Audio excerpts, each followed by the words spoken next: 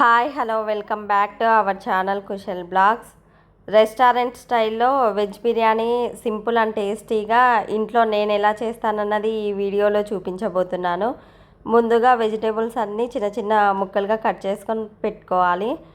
ఇందులో నేనైతే ఆనియన్స్, అలాగే పచ్చిమిర్చి, టమాటో, ఆలు, క్యారెట్, క్యాలీఫ్లవర్, బీన్స్ అయితే తీసుకున్నాను. కావాలంటే ఇందులో పచ్చి బఠానీ కూడా వేసుకోవచ్చు, అవి లేవు అందుకే నేనైతే వేయట్లేదు.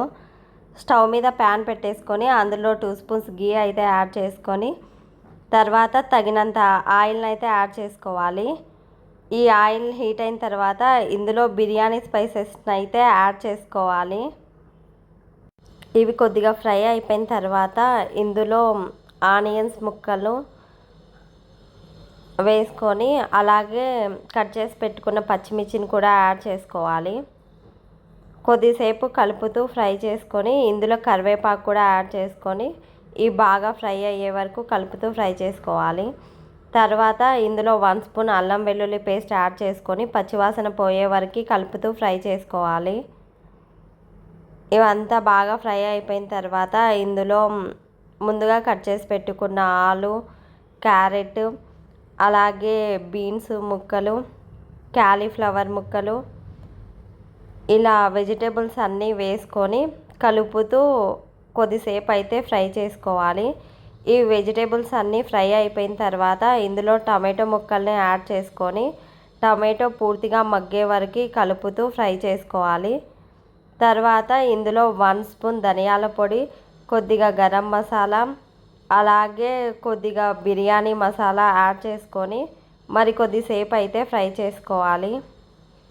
తర్వాత 1 గ్లాస్కి 2 గ్లాసెస్ వాటర్ని అయితే యాడ్ చేసుకోవాలి. ఇందులో రుచికి సరిపడినంత ఉప్పునైతే యాడ్ చేసుకోవాలి.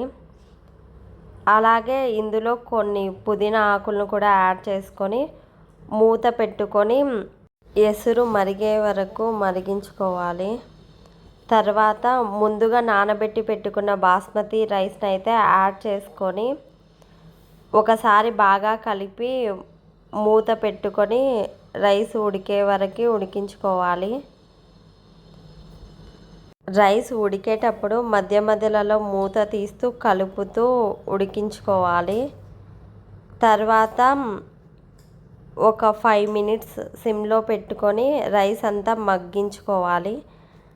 అంతే, ఎంతో టేస్టీగా సింపుల్గా రెస్టారెంట్ స్టైల్లో వెజ్ బిర్యానీ అయితే రెడీ అయిపోయింది.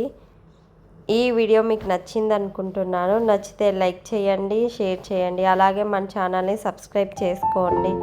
Thank you for watching. Bye.